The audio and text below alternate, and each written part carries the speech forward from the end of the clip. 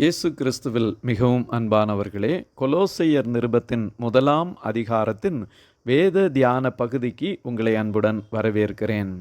கொலோசையர் 1ஆம் அதிகாரத்தில் 29 வசனங்கள் உள்ளன. இந்த அதிகாரத்தை 5 பிரிவுகளாக பிரித்து நாம் தியானிக்கலாம். முதல் பகுதியாக 1 மற்றும் 2ஆம் வசனங்கள் வாழ்த்துறையை குறித்து சொல்லப்பட்டிருக்கிறது. 2வது பகுதியாக 3ஆம் வசனத்திலிருந்து 8ஆம் வசனம் வரைக்கும் கொலோசையருடைய விசுவாசம், அன்பு மற்றும் நம்பிக்கைக்காக நன்றி செலுத்தப்படுகிறதை கற்றுக்கொள்கின்றோம். 3வது பகுதியாக 9வது வசனத்திலிருந்து 14ஆம் வசனம் வரைக்கும் ஆவிக்குரிய வளர்ச்சிக்கும் பலனுக்குமான விண்ணப்பம், ஜெபத்தை குறித்து நாம் பார்க்கின்றோம். 4வது பகுதி ஒரு முக்கியமான பகுதி. 15ஆம் வசனத்திலிருந்து 23வது வசனம் வரைக்கும் இயேசு கிறிஸ்துவின் மேன்மையை குறித்து, முதன்மையை குறித்து சொல்லப்பட்டிருக்கிறது. இந்த பகுதியை 3 உட்பிரிவுகளாக நாம் பிரித்து தியானிக்கலாம். முதல் உட்பிரிவு 15லிருந்து 17ஆம் வசனம் வரைக்கும் சிருஷ்டியில் கிறிஸ்து மேலானவர் என்ற செய்தியை கற்றுக்கொள்ளுகின்றோம். 2வது உட்பிரிவு 18ஆம் வசனத்திலிருந்து 20வது வசனம் வரைக்கும் திருச்சபையில் இயேசு கிறிஸ்து மேலானவர், அவர் ஒப்புரவாக்குகிறவர் என்பதை கற்றுக்கொள்ளுகின்றோம். 3வது உட்பிரிவான 21ஆம் வசனத்திலிருந்து 23 வரைக்கும் கொலோசையருக்கும் இந்த நிருபத்தை படிக்கிற நமக்கும் இது எவ்வளவு பயனுள்ளதாக இருக்கிறது என்பதை கற்றுக்கொள்ளுகின்றோம். 5வது பகுதியாக 24ஆம் வசனத்திலிருந்து 29வது வசனம் வரைக்கும் பவுலின் ஊழியமும் திருச்சபைக்காக அவர் பட்ட பாடுகளை குறித்தும் சொல்லப்பட்டிருக்கிறது. 1வது வசனத்திலே தேவனுடைய சித்தத்தினாலே இயேசு கிறிஸ்துவின் அப்போஸ்தலனாகிய பவுலும் சகோதரனாகிய தீமோத்தேயும் கொலோசே பட்டணத்தில் கிறிஸ்துவுக்குள் பரிசுத்தவான்களுக்கும் விசுவாசிகளுமாயிருக்கிற சகோதரர்களுக்கு எழுதுகிறதாவது என்று சொல்லி வாழ்த்துரை சொல்லியிருக்கின்றார். இயேசு கிறிஸ்துவுக்குள்ளாய் நீங்கள் வாழுகிறவர்கள், கிறிஸ்துவோடு இருக்கிறவர்கள் என்பதை திரும்ப திரும்ப இந்த நிருபத்திலே நாம் கண்டுகொள்ளுகின்றோம். ஆகவே மற்றொருவரை வாழ்த்தும்போது நாம் இயேசு கிறிஸ்துவினாலே உங்களுக்கு கிருபையும் சமாதானமும் உண்டாவதாக என்று அவர்களை வாழ்த்துவதற்கான செய்தியை இந்த முதல் பகுதியிலிருந்து நாம் கற்றுக்கொள்ளுகின்றோம். 2வது பகுதியிலே கொலோசே சபையார் எப்படி விசுவாசம், அன்பு, நம்பிக்கை ஆகியவற்றை வைத்திருந்தார்கள், அதற்காக அவர்களுக்கு அவர் பாராட்டுக்களை தெரிவிக்கின்றார். 3வது வசனத்திலே கிறிஸ்து இயேசுவின் மேலுள்ள உங்கள் விசுவாசத்தையும் பரிசுத்தவான்கள் எல்லார் மேலுமுள்ள உங்கள் அன்பையும் குறித்து நாங்கள் கேள்விப்பட்டு பரலோகத்தில் உங்களுக்காக வைத்திருக்கிற நம்பிக்கையின் நிமித்தம் நம்முடைய கர்த்தராகிய இயேசு கிறிஸ்துவின் பிதாவாகிய தேவனுக்கு ஸ்தோத்திரம் செலுத்தி எப்பொழுதும் உங்களுக்காக வேண்டுதல் செய்கிறோம். கொலோசே சபையினர் இயேசு கிறிஸ்துவின் மேல் அசையாத விசுவாசம் வைத்திருந்தார்கள். அதோடு கூட பரிசுத்தவான்கள் எல்லாரோடும் அன்பாக இருந்தார்கள். நம்முடைய விசுவாசம் எப்படி இருக்கிறது, நாம் மற்றவர்களோடு எப்படிப்பட்ட அன்புள்ளவர்களாய் இருக்கிறோம் என்பதை நாம் சிந்தித்து அறிவோமாக. இப்படி அவர்கள் செய்தபடியினாலே நற்செய்தியானது உலகமெங்கும் பரவி இவர்கள் மூலமாக நிச்சயமாய் பலன் தருகிறது என்பதை 6வது வசனத்திலே நாம் கற்றுக்கொள்ளுகின்றோம். 3வது பகுதியாக 9ஆம் வசனத்திலிருந்து 14ஆம் வசனம் வரைக்கும் ஆவிக்குரிய வளர்ச்சிக்கும் பலனுக்குமான பவுலப்போஸ்தலனுடைய ஜெபத்தை குறித்து பார்க்க முடிகின்றது. 9வது வசனத்திலே இது நிமித்தம் நாங்கள் அதை கேள்விப்பட்ட நாள் முதல் உங்களுக்காக இடைவிடாமல் ஜெபம் பண்ணுகிறோம். நீங்கள் எல்லா ஞானத்தோடும் ஆவிக்குரிய விவேகத்தோடும் அவருடைய சித்தத்தை அறிகிற அறிவினாலே நிரப்பப்படவும் சகலவித நற்கிரியைகளுமாகிய கனிகளை தந்து தேவனை அறிகிற அறிவில் விருத்தியடைந்து கர்த்தருக்கு பிரியமுண்டாக அவருக்கு பாத்திரராய் நடந்து கொள்ளவும் சந்தோஷத்தோடே கூடிய எல்லா பொறுமையையும் நீடிய சாந்தம் உண்டாவதற்கு மகிமையான அவருடைய வல்லமையின்படி எல்லா வல்லமையாலும் பலப்படுத்தப்படவும் உங்களுக்காக வேண்டுதல் செய்கின்றோம். உங்களுக்காக வேண்டுதல் செய்கின்றோம். ஏனென்றால் நீங்கள் சகலவித ஆவிக்குரிய வளர்ச்சியை பெற்று கர்த்தருடைய பரிசுத்த ஆவியின் பலத்திலே நீங்கள் நிலை நிற்க வேண்டும் என்று ஜெபிக்கின்ற ஒரு ஜெபத்தை நாம் கண்டு கொள்ளுகின்றோம்.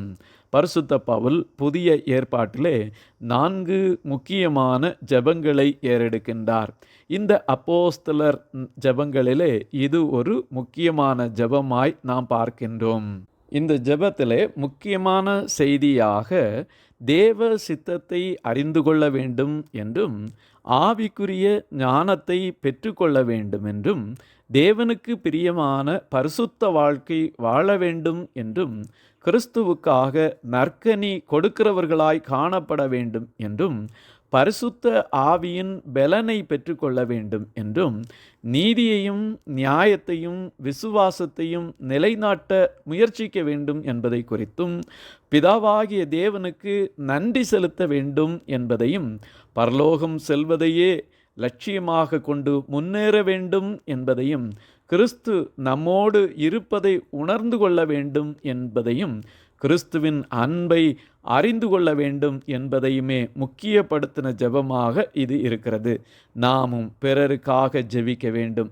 அப்போது இப்படித்தான் ஜெபிக்க வேண்டும் என்பதை இந்த பகுதியிலிருந்து கற்றுக்கொள்ளுகின்றோம். 13வது வசனத்திலே இருளின் அந்தகாரத்தினின்று நம்மை விடுதலையாக்கி தமது அன்பின் குமாரனுடைய ராஜ்யத்திற்கு உட்படுத்தினவருமாயிருக்கிற பிதாவை ஸ்தோத்தரிக்கிறேன். இருளிலிருந்து நம்மை விடுதலையாக்கி நம்மை மீட்டெடுத்து ஆண்டவருடைய பரிசுத்த அன்பின் ராஜ்யத்திற்கு நம்மை தகுதிப்படுத்தி இருக்கிறாரே. இந்த மீட்பு கிறிஸ்துவின் இரத்தத்தினாலே பாவமன்னிப்பாகிய மீட்பு நமக்கு கிடைத்திருக்கிறது என்பதையும் இந்த பகுதி நமக்கு கற்றுத்தருகிறது. 4வது பகுதியாய் கிறிஸ்துவின் மேன்மை முதன்மையை குறித்து கற்றுக்கொள்ளுகின்றோம். இயேசு கிறிஸ்துவாகிய இரட்சகர் சிருஷ்டிப்பில் மேலானவர் என்பதை முதல் பகுதி நமக்கு தெளிவுபடுத்துகின்றது. அவர் அதரிசனமான தேவனுடைய தற்ஸ்வரூபமும் சர்வ சிருஷ்டிக்கும் முந்தின பேருமானவர். ஏனென்றால் அவருக்குள் சகலமும் சிருஷ்டிக்கப்பட்டது.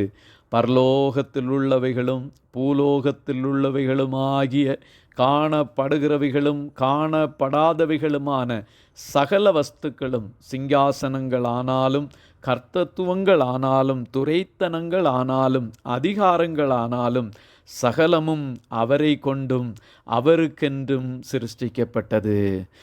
இயேசு கிறிஸ்துவாகிய இரட்சகர் சகல சிருஷ்டிக்கும் முந்தினவர்.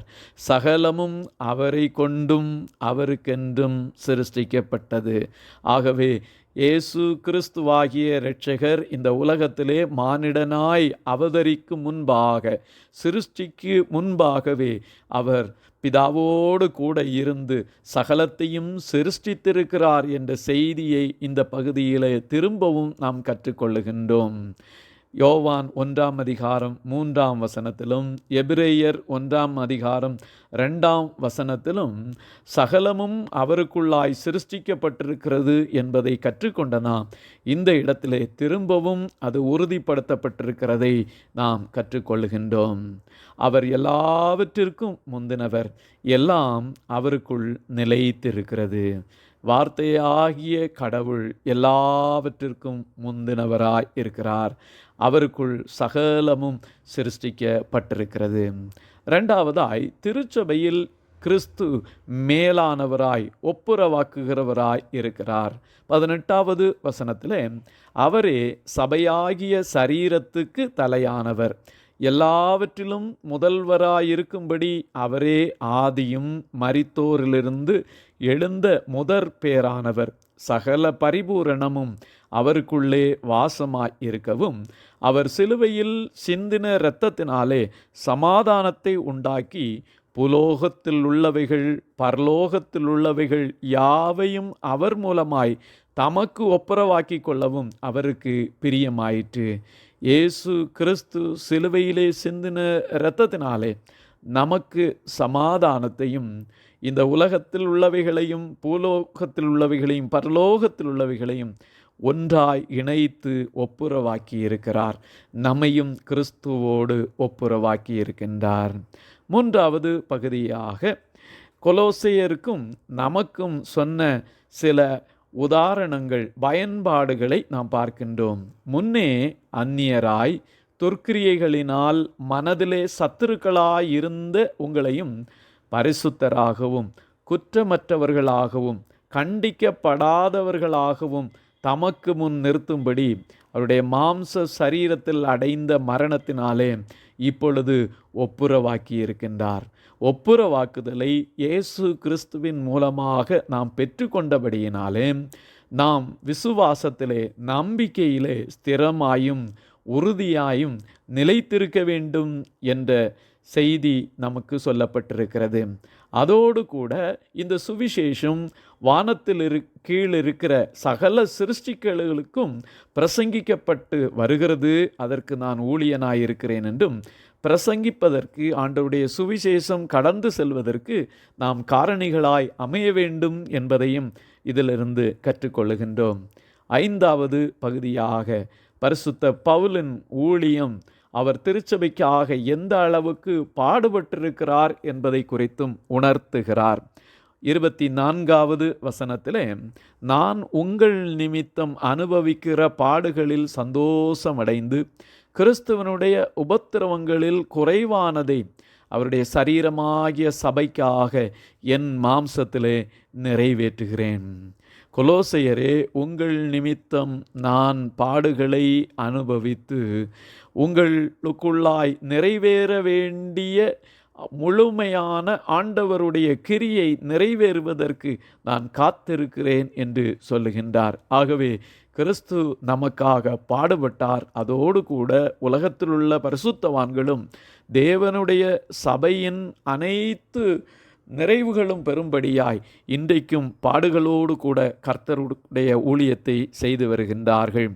27வது வசனத்திலே, புறஜாதிகளுக்குள்ளே விளங்கிய இந்த இரகசியத்திலுள்ள மகிமையின் ஐஸ்வர்யம் இன்னதென்று தேவன் தம்முடைய பரிசுத்தவான்களுக்கு தெரியப்படுத்த சித்தமானார். கிறிஸ்துவானவர் மகிமையின் நம்பிக்கையாக உங்களுக்குள் இருப்பதே அந்த இரகசியம். கிறிஸ்துவனுடைய இரகசியம் என்பது அவரை விசுவாசிக்கின்ற, அவரை நம்புகின்ற பிள்ளைகளுக்கு உள்ளாய் கிறிஸ்துவானவர் இன்றைக்கும் வாசம் பண்ணி கொண்டிருக்கிறார் என்பதே இந்த மகிமையின் இரகசியமாக காணப்படுகின்றது. ஆகவே நமக்குள்ளாக கிறிஸ்து வாசம் பண்ணுகிறாரா? அப்படி என்றால் அது ஒரு பரம இரகசியம். சர்வ வல்லவராகிய ஆண்டவர் நமக்குள்ளாக வாழ்ந்து அவருக்கென்று நாம் இந்த உலகத்திலே சாட்சிகளாய் ஜீவிப்பதற்கும், நாம் எதிர்காலத்திலே மகிமை அடையும் போது நித்திய ஜீவனை பெற்றுக்கொள்வோம் என்பதற்கும் அது ஆதாரமாக அமைகிறதை நாம் காண முடிகின்றது. ஆகவே ஒவ்வொருவருக்கும் அவர்கள் கிறிஸ்துவுக்குள்ளாய் தேறினவர்களாய் காணப்படும்படியாய் நமக்குள்ளாய் இருக்கின்ற கிறிஸ்துவை மற்றவர்களுக்கு அறிவிக்க கடனாளிகளாய் இருக்கிறோம். 28வது வசனத்திலே, எந்த மனுஷனையும் கிறிஸ்து இயேசுவுக்குள் தேறினவனாக நிறுத்தும்படிக்கு அவரையே நாங்கள் அறிவித்து எந்த மனுஷனுக்கும் புத்தி சொல்லி எந்த மனுஷனுக்கும் எல்லா ஞானத்தோடும் உபதேசம் பண்ணுகிறோம். இயேசு கிறிஸ்துவுக்குள்ளாக நாம் தேறினவர்களாய் காணப்பட வேண்டும். மற்றவர்களையும் தேறினவர்களாக நிறுத்தும்படியாய் நாம் பிரயாசப்பட வேண்டும். அதைத்தான் 29வது வசனத்திலே அவருடைய பலத்தின்படி போராடி பிரயாசப்படுகிறேன் என்று கூறுகின்றார். நாமும் கிறிஸ்துவை மற்றவர்களுக்கு கொடுப்பதற்கு போராடி பிரயாசப்படுவோமாக. இந்த அதிகாரம் இயேசு கிறிஸ்துவின் மேலுள்ள விசுவாசம், அன்பு, நம்பிக்கைக்காக நன்றி செலுத்துவதையும் ஆவிக்குரிய வளர்ச்சியும் பலனையும் பெற்றுக்கொள்வதற்கும் கிறிஸ்துவே மேலானவர், சகல சிருஷ்டிக்கும் மேலானவர், திருச்சபையில் மேலானவர், நமக்குள்ளாய் மேலானவர் என்பதையும் அவருக்காக பாடுகளோடு ஊழியம் செய்ய வேண்டும் என்பதையும் கற்றுத்தருகிறது. இந்த சத்தியத்திலே நிலைத்திருந்து அவர் நமக்கு கொடுக்கின்ற மேன்மையான ஆசீர்வாதங்களை பெற்று அனுபவிப்போமாக. ஆமீன், ஆமீன், ஆமீன்.